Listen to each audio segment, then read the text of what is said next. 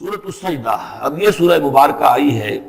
یہ 3 رکوعوں پر مشتمل ہے اور اس میں بڑا ردم بہت تیز ہے، اور یہ ذہن میں رکھیے گا کہ یہ حضور کی بہت محبوب صورتوں میں سے ایک صورت ہے،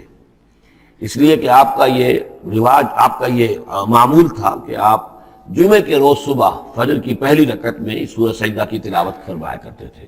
تو جن صورتوں کے ساتھ حضور کو خاص طور پر کوئی تعلق خاطر تھا اضافی طور پر، تو اس کا ہمیں اسی سے اندازہ ہوتا ہے کہ نمازوں میں آپ جو زیادہ پڑھتے تھے،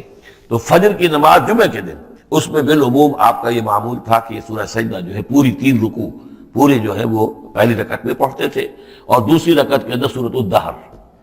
یا پھر یہ کہ کبھی کبھی ایسا ہوتا تھا کہ پہلی سورت میں سورہ جمعہ اور دوسری میں سورہ منافقون، وہ 2 رکوعوں کی صورتیں ہیں، لیکن یہ جو ہے یہ سورت خاصی طویل ہے۔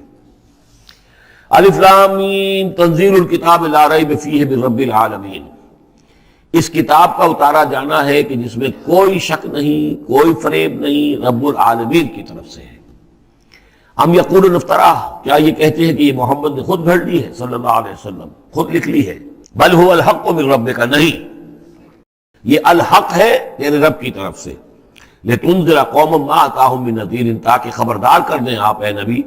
اس قوم کو کہ جس کے پاس کوئی نبی پہلے نہیں آیا، کوئی خبردار کرنے والا نہیں آیا۔ حضرت اسماعیل سے لے کر اور حضرت محمد تک بڑے طویل عرصے تک کوئی نبی اس نسل میں نہیں آیا، اس قوم میں نہیں آیا۔ لعلہم یہتدون، آپ خبردار کریں انہیں شاید تاکہ وہ ہدایت پائیں، شاید کہ وہ ہدایت پائیں، تاکہ وہ ہدایت پائیں۔ اللہ الذی خلق السماوات والارض وما بینہما فی 6 ایام، اللہ وہ ہے کہ جس نے پیدا کیا آسمانوں کو اور زمین کو اور جو کچھ ان دونوں کے مابین ہے 6 دنوں میں۔ ثم استوى علی العرش، پھر وہ متمکن ہو گیا تخت حکومت پر، تخت پر۔ ما لکم من دونہ من ولی، نہیں ہے تمہارے لیے اس کے مقابلے میں من ولی ولا شفیع، یہاں دون کا لفظ جو ہے مقابلے میں، اس کے خلاف، یعنی جب کہ وہ پکڑے تمہیں، تمہیں سزا دینا چاہے تو اس کے اس فیصلے کے کہ کوئی آڑے نہیں آ سکتا، نہ کوئی ولی اور نہ کوئی شفیع۔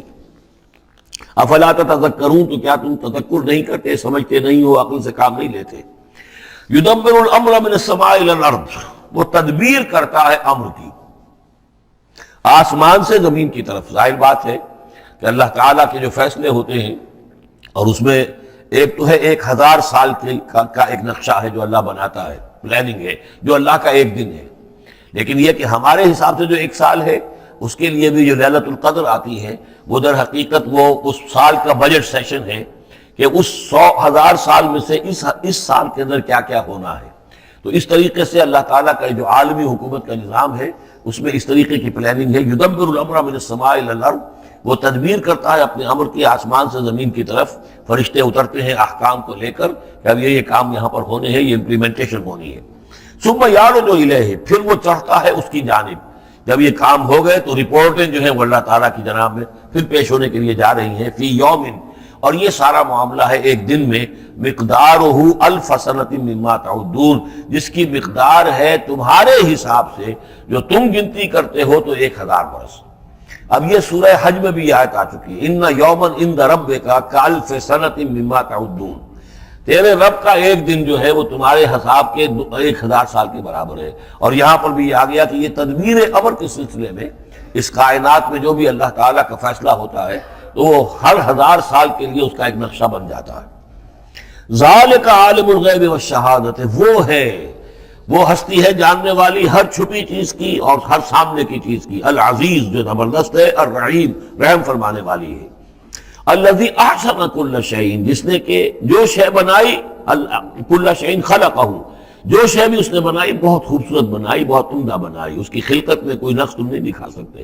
کہیں کوئی کوتاہی نہیں دکھا سکتے۔ وَبَدَأَ خَلْقَ الْإِنسَانِ مِنْ طِينٍ، اور انسان کی تخلیق کا آغاز کیا گارے سے۔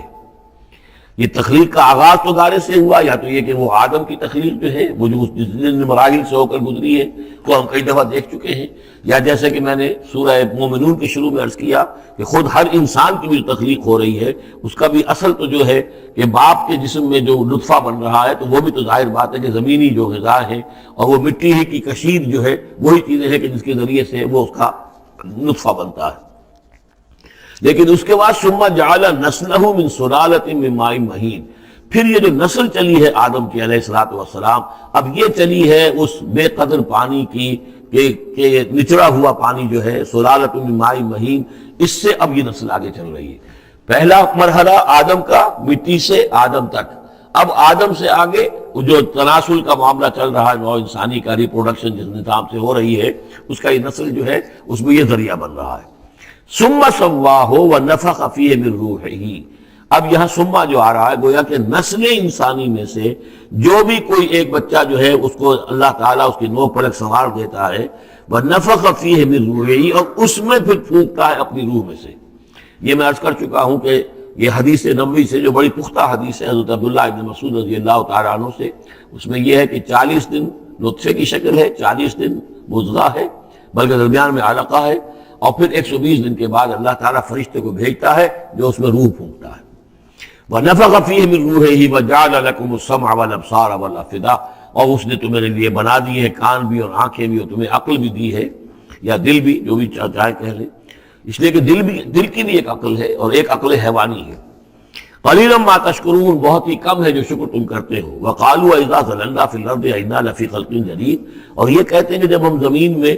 گم ہو جائیں گے، رل مل جائیں گے، مٹی ہو کر مٹی میں مل جائیں گے، تحلیل ہو جائیں گے، اور آج کا کوئی نوجوان کہے گا جب کہ اس کے تو ایٹم جو ہے وہ بھی منتشر ہو گئے، اس کے الیکٹرون بھی پتہ نہیں کہاں سے کہاں گئے،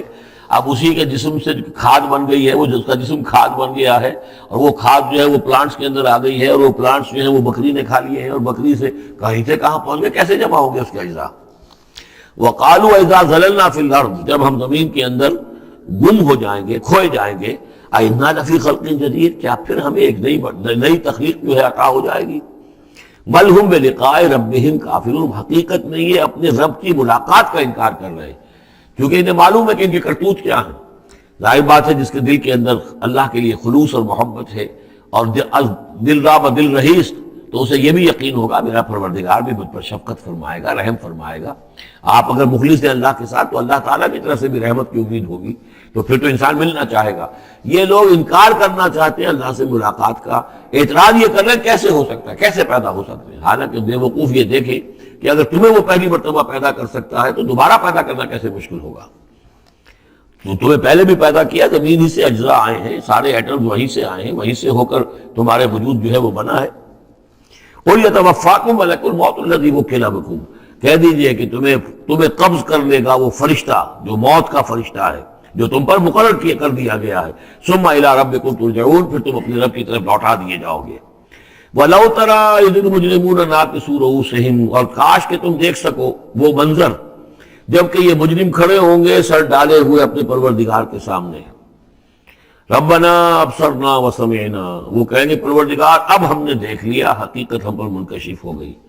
اب ہم نے سن لیا، ہر بات جو ہے ہم نے پا لی، فرجعنا، تو ایک دفعہ ہمیں دنیا میں لوٹا دے، نعمل صالحا، اب ہم نیک عمل کریں گے، انا موقنون، اب ہمیں یقین آ گیا، ایمان کیا، ایمان سے بھی آگے کی بات، اب تو پورا یقین ہمیں حاصل ہو گیا۔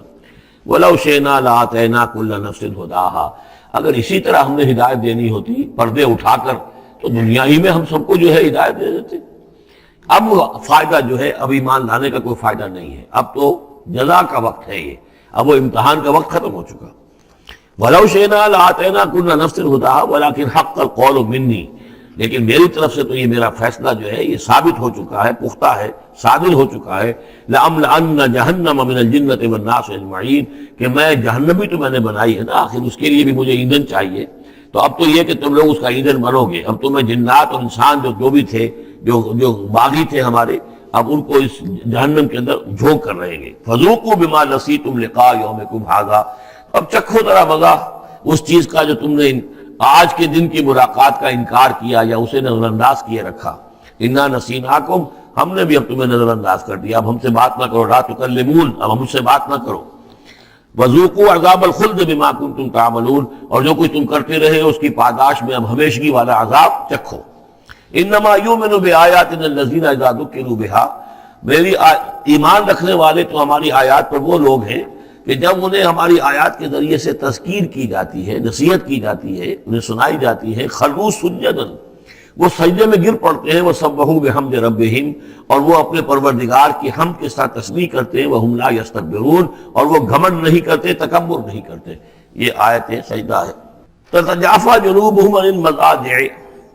رات کے اوقات میں ان کے پہلو بستروں سے دور رہتے ہیں، علیحدہ رہتے ہیں رات کو۔ یبیتون لربہم سجدا وقیاما،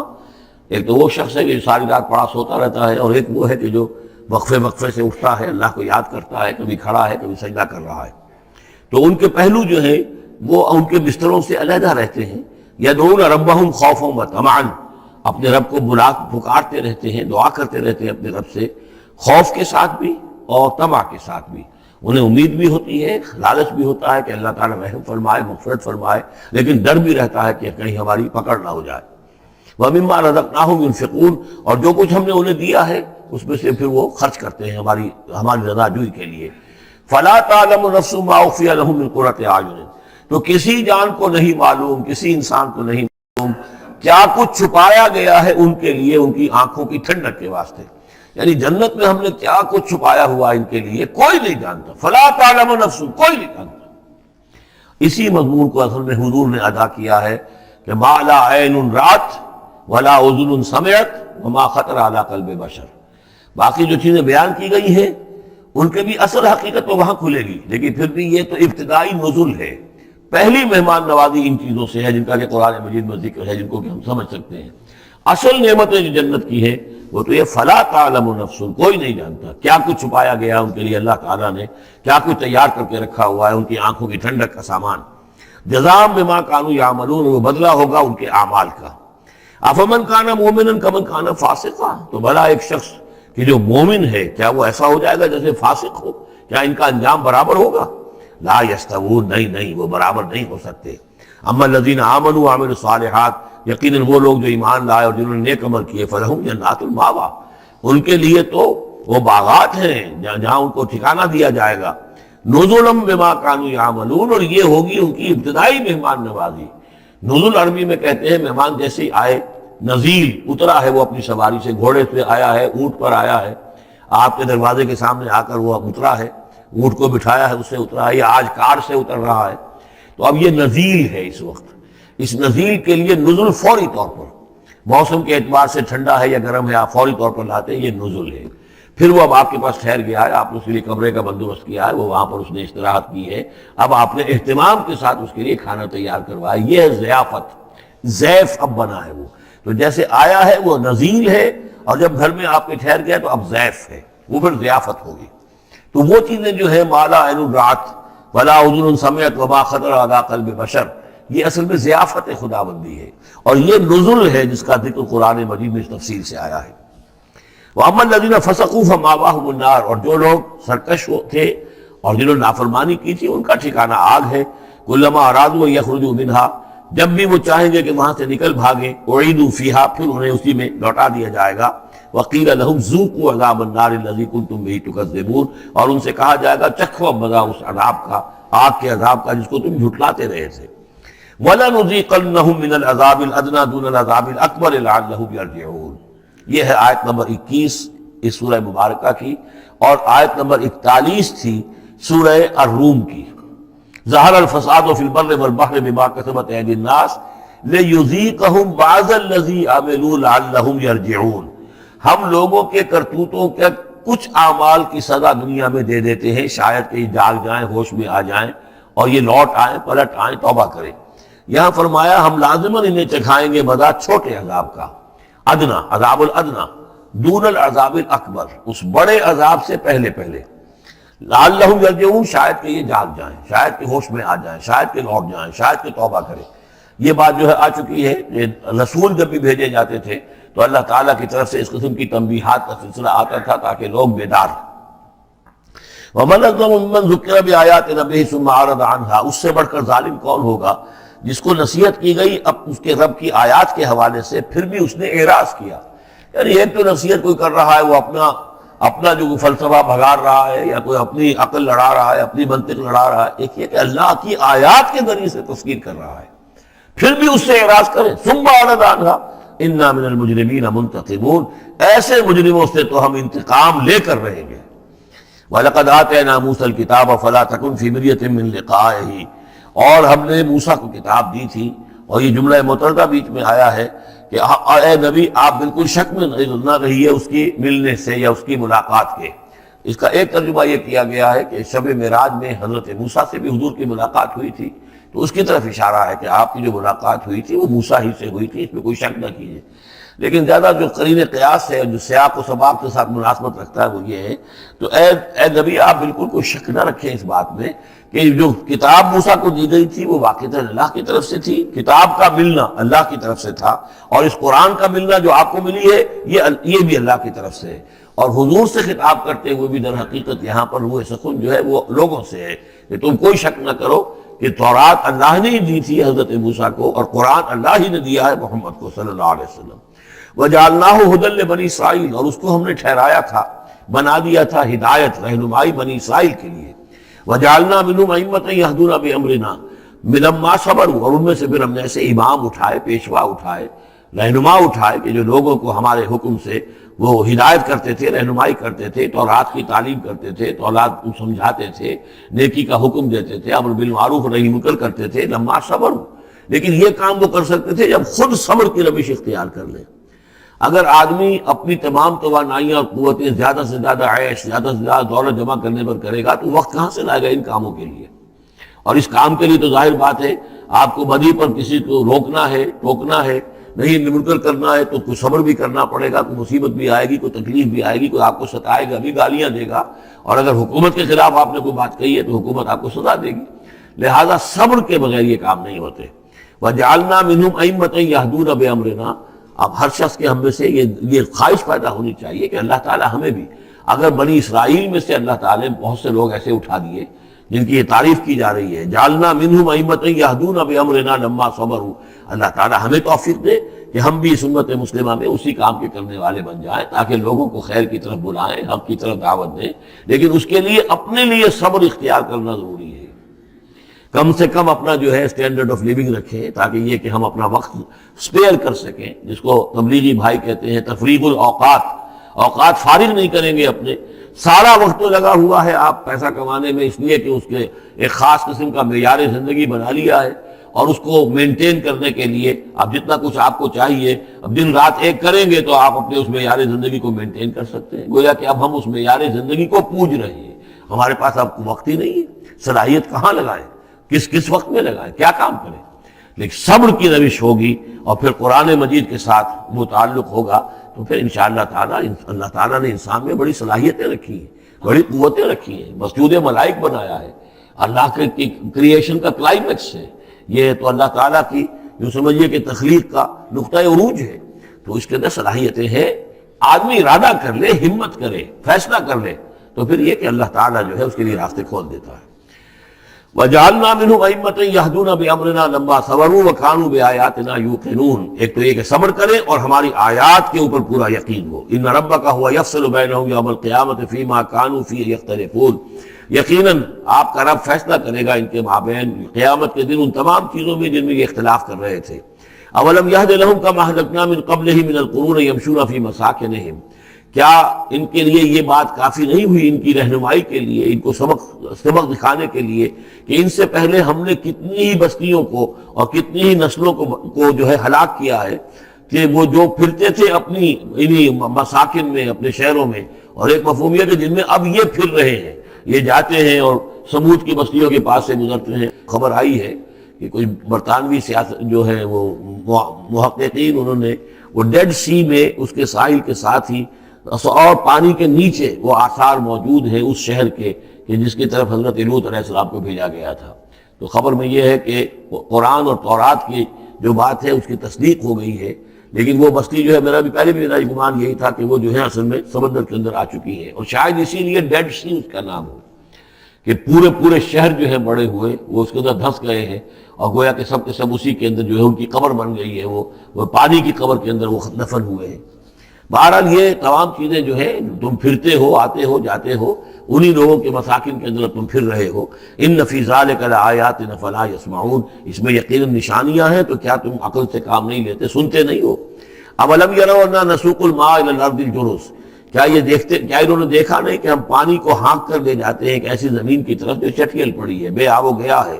فنخرج به زرعا تاکل منه انعامهم وانفسهم، پھر ہم اس کے ذریعے سے اس پانی میں کھیتی اگا دیتے ہیں کہ جس میں سے کھاتے ہیں ان کے مویشی بھی اور خود یہ بھی۔ افلا یبصرون، تو کیا یہ دیکھتے نہیں ہیں؟ وَيَقُولُونَ مَتَىٰ هَٰذَا الْفَتْحُ إِن كُنتُمْ صَادِقِينَ، اور وہ یہ کہتے ہیں کب ہوگا یہ فیصلہ، اگر تم سچے ہو تو بتاؤ اے مسلمانوں، یہ قیامت یا عذاب یہ کب آئے گا؟